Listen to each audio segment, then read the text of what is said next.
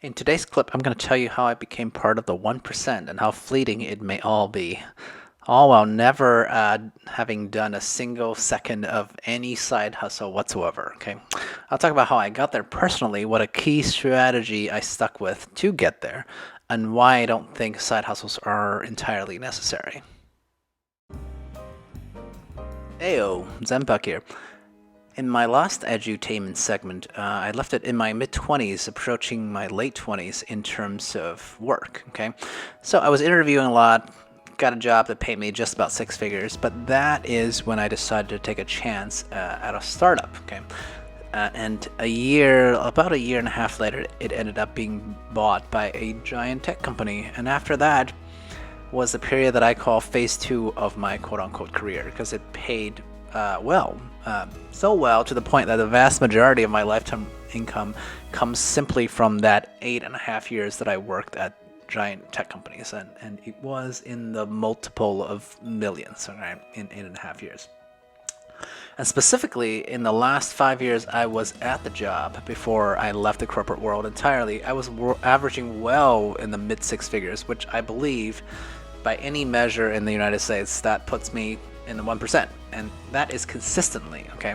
Plenty of people hit 1% status at some point, like maybe once in their working years, but then they fall out of it. I was consistently there for the last 5 years of my career, okay? Notice this, this is just me having a regular job, nothing super special. I was middle management, wasn't C-level or anything like that. And it was enough for me to get to financial independence, retire early status, very early, relatively early, right? So the question is, well, how did I do it? So the very first thing I want to mention about the how part is that luck actually is a big part of it. This is not something that people want to address, but I will because I feel like I'm mostly lucky. Okay, but there is a difference between luck in the sense that I'm using it versus, let's say, lottery ticket luck. Okay, how I define luck is simply like being able to take advantages of opportunities when they present themselves, right? And that in itself means that you have to put yourself in a position to be in the path of great luck to begin with, right? I say that because I left a really comfortable job at an ad agency to join a startup in my late 20s. Why did I do that? I did that because honestly I was bored. Okay, I wanted to learn new things and I wanted to join a startup before I had any consistent other life responsibilities. And by doing that, that's how I put myself in a position to have the company be bought and me rolling into the company and somehow ended up in a totally different place than I ever expected. This is what I mean by like you are actually creating your own luck here. Okay, so think about how you can do that in your own lives, right? Like my personal experience is my personal experience, but you can do something similar in your own life as well. Let me know what you think that would be. Okay, and now let's talk about the strategy that I think is important. How I got to the point where I'm making my own luck, right? Which is concentrate on what you do well, okay? Narrow the range of your endeavors because specialists make more money than generalists. I don't think that is that big of a reveal because if you believe in capitalism, and I hope you do, right? If you believe in capitalism, that is what almost every type of job is about. Specialization. Okay, I'm not saying that you can't expand on your field of knowledge. You should do that, right? Every time you look for a new job, or I did, I'm looking to expand my field of knowledge.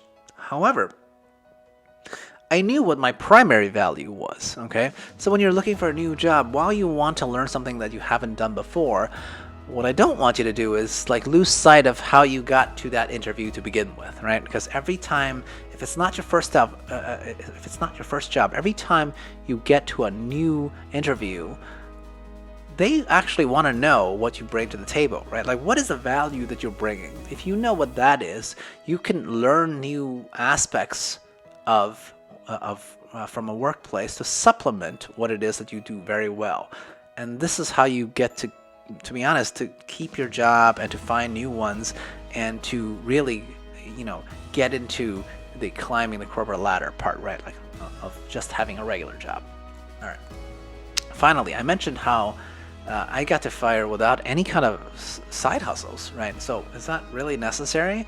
Well, I mean, I'm biased because I got there without one, right? But I want to be fair, right? Like, so I'm not saying the side hustles are bad in general. They're not. Okay, if your side hustles your passion, awesome. Congratulations. You should definitely continue to do that. However, what I noticed is that, like, some people who want to hit like financial independence earlier, they take on side hustles like gig economy stuff like Uber or Airbnb. Those things I don't qualify as real side hustles. Okay, what I count those as is supplemental income, right? Because most likely you're doing that to make money. If you're just doing a side hustle to make money, there's a huge problem with it. Like, let's assume you do very well on your supplemental income part, right? You're doing better than most people. You don't just have a day job, but you also have these other sources of income that I'm calling supplemental income. Eventually, they make it enough money that you can quit your day job. But what did you actually just accomplish? To me, all you accomplish is that you replace your regular corporate employer with essentially another employer. Like, you're your own employer, right? Like, you can choose to put in time or not put in time on your side hustles. But unless your side hustle is something that you would do without being paid, okay, this is the key distinction. If you're so passionate about your side project that you would do it without being paid, you should continue. But if you're doing something simply because you are being paid, that's not sustainable. That's just you replacing one corporate overlord with another. Sure, it's a little better because you are your own corporate overlord. Right now you are in the self-employed pile. But it's not something that you love. If it's not something that you love, you're not really free, right? And I think that really, at the end of the day, is what matters, right? So yeah, it's I want to, in summary, I want to mention, you don't have to do that, right? Like, you can get to financial independence by simply concentrating on your regular work life, right? And be like me, like I did it, and I don't think I'm special by any means. Okay, you can do the same. Side hustles are great, but only if you're passionate about it. All right, thanks guys. Later.